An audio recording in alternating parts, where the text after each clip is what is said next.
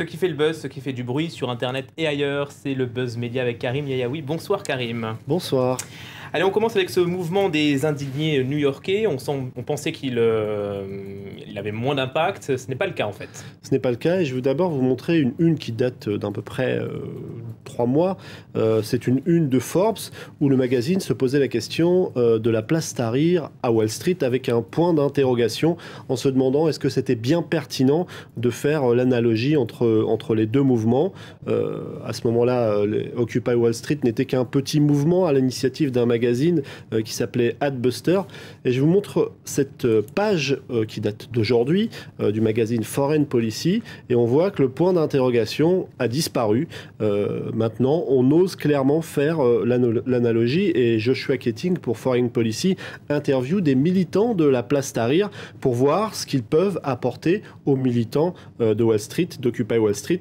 En tout cas, voilà ce qu'il faudrait retenir de la révolution égyptienne. Ils expliquent ces militants égyptiens que vous n'avez pas besoin de leader, mais vous avez besoin d'une assise, d'une base solide, d'une plateforme pour le mouvement. Il est difficile d'établir les contours des revendications d'Occupy Wall Street, on en a parlé plusieurs fois, ça part un petit peu dans tous les sens. Alors voilà, il faut établir des idées forces sur lesquelles il y a un consensus et surtout le message doit rester simple et s'adresser à un maximum de personnes, les déshérités, les classes moyennes, les étudiants, les syndicats et même le policier qui pourrait bien vous tabasser pendant la manif. Donc chercher le dénominateur commun. Alors aussi également une leçon à retenir selon les manifestants égyptiens, essayez d'entretenir le rapport le plus amical avec les médias, même s'ils ne vous donnent pas l'impression qu'ils vous soutiennent. Enfin, comme il n'y a pas de leader identifié, il faut que les membres les plus actifs, ceux qui sont le noyau dur du mouvement, entretiennent la flamme pour que le mouvement ne s'essouffle pas. Il y a quand même une différence entre faire tomber un dictateur et mettre à bas un système financier. Ouais, tout à fait. C'est exactement ce qu'explique The Economist, qui trouve que cette comparaison entre la place Tahrir et Wall Street n'a définitivement rien de pertinent. Zuccotti Park n'est pas Tahrir et l'Amérique n'est pas l'Égypte. L'Amérique est bien différente pour The Economist. Elle est même le genre de démocratie à laquelle aspiraient les manifestants de la place Tahrir et pour un idéal pour lequel même certains ont perdu la vie. En résumé, Occupy Wall Street, explique The Economist, a la possibilité de rentrer dans le jeu démocratique, de rentrer dans l'arène politique et de jouer un rôle comme l'ont fait de l'autre côté de l'échiquier les membres du Tea Party. Mais sans doute que rentrer dans l'arène politique, ça ne se fait pas comme ça du jour au lendemain et que parfois la misère, quand on en a marre, eh bien on a le sentiment qu'il faut exprimer tout de suite. Donc c'est vrai qu'ils ne sont pas forcément dans cette logique-là du côté des indignés new-yorkais. Vous nous parlez à présent d'une autre initiative qui s'est greffée sur Occupy Wall Street. Exactement, c'est-à-dire sur le site de Mother Jones, un site plutôt marqué à gauche, un site internet américain qui explique comment Chris, qui refuse de donner son nom, Chris, un New-Yorkais de 28 ans, tendance anarchiste et pacifiste, a créé un blog qui est venu d'ailleurs se greffer sur le mouvement Occupy Wall Street, un blog qui s'appelle Les 99%.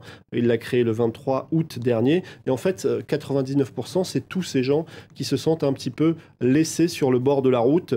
Donc il les invite à s'exprimer avec des photos et des pancartes où ils racontent un petit peu qui ils sont. Apparemment, ça marche plutôt pas mal puisque chaque jour, à peu près 100 personnes dressent un petit peu leur autoportrait. Alors, il y a toutes sortes d'individus. Il y a par exemple un adolescent de 13 ans qui explique qu'il a peur de grandir sans voir ses parents parce qu'ils sont happés par le système et qu'ils travaillent sans cesse. Il y a aussi des chômeurs, comme l'un d'entre eux qui raconte qu'il est au chômage depuis 2008 et qu'il n'a jamais réussi à remonter la pente. En tout cas, tous ces gens expliquent qu'ils font partie de ces 99%, ces gens ordinaires qui ont bien envie de se faire entendre du côté de Wall Street. On revient maintenant sur la disparition de Steve Jobs et après le flot de louanges, place au bémol. Il y en a quelques-uns, notamment sur la personnalité particulière de Steve Jobs, mais en tout cas, là, c'est plutôt côté business, c'est-à-dire du côté de The New Republic, qui avance que Jobs n'a pas créé tant de jobs que ça.